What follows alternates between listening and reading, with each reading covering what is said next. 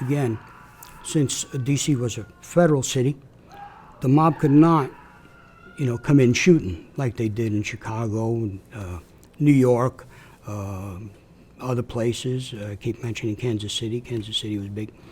So the mob had these neutral cities, Saratoga Springs up in New York, upstate New York, Miami, Florida, Hot Springs, Arkansas, Las Vegas. These were all like kind of resort towns, money-making towns where all the mobs had influence, but nobody controlled it. And they would not tolerate any violence in these towns. So D.C. became a neutral city too. Not so much because it was a resort town, but because of the nature of the city. It's a federal city, so they deemed Washington, D.C. as a neutral city. Now, neutral cities is where mobs, the mobsters, meet, have their conferences, have their sit-downs, and D.C., again, is one of them. So one of the sit-downs they had was at the Sheraton Hotel off Connecticut Avenue. And this was in the 1930s, the early 1930s. So Lucky Luciano called for a meeting at the Sheraton, and representatives from Chicago, New York, Detroit were there to discuss business. And they had with them escorts, female escorts. They were described as blondes and bejeweled. Now, at the time, the FBI was not involved with the mob. J. Edgar Hoover did not want his agents involved in investigating organized crime and the mob. But one agency that was investigating them was the Bureau of Narcotics and Dangerous Drugs. And it was headed by a man by the name of Harry Anslinger.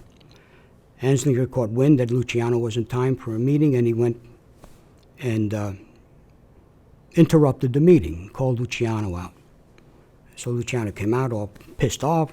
He says, we're citizens, we have rights, we're just here to have a meeting, we're not doing anything. And his response was, well, you better not be doing anything. Remember the Mann Act. And he was referring to the women he had there. The Mann Act was the violation of interstate trafficking of women for the purpose of prostitution. So he threatened Luciano with that.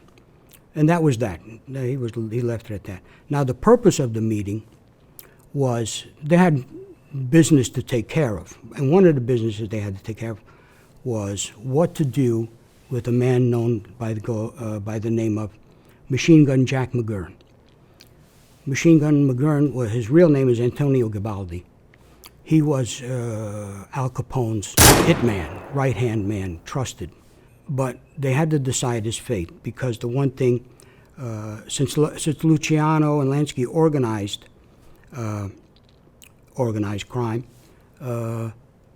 they would not tolerate lone wolves or guys going out on their own or just behaving in a way that they were not happy with or that they sanctioned. So McGurn was getting out of control. He was drinking, he was a womanizer, and the one thing he did was severely maim and beat up and actually left for dead a comedian by the name of Joe E. Louis. Joe E. Louis was a favorite of Al Capone, but now Al Capone didn't know what to do with his trusted lieutenant, but he also didn't like what he did to Joe E. Louis. So Joe E. Louis worked at the Green Hill Club in the south side of Chicago. His contract was over.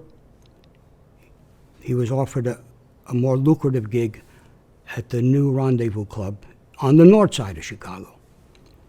So Joe E. Louis was warned, you better not leave or else you'll never open at the Rendezvous. So time passed, his contract was up, he went to the new club, started performing. He thought, well, maybe he was just bluffing. Well, what happened was at his hotel room, he hears a knock on the door. 3 guys bust in. They pistol whip him. They cut his tongue. They cut his face. They really left him for dead. When he gained consciousness, he crawled out into the hallway. He was found by the maids, sent to the hospital, and he recovered eventually. As a matter of fact, Al Capone paid his medical bills. So they had to decide what to do with him, and the decision was made that he had to go.